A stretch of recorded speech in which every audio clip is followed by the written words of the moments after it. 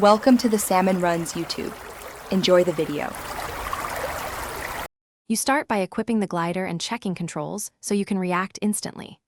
Once loaded, move to a high rooftop or hijack a chopper. Height gives lift and time. Make sure your stamina or boost gauge is at least 50% because initial flaps consume energy quickly. You should sprint, jump, and deploy the glider without delay to build forward momentum.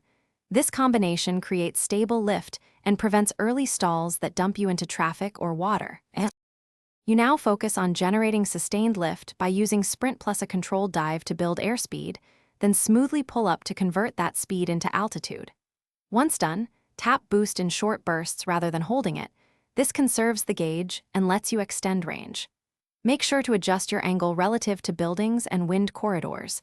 Gliding into updrafts increases altitude while headwinds sap speed.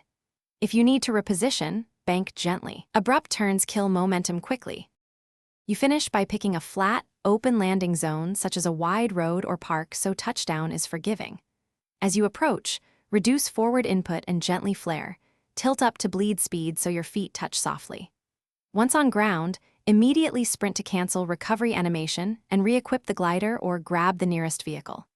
If you stall midair, drop low and deploy a parachute-like descent or aim for vehicle respawn points to restart quickly. This avoids losing progress or health.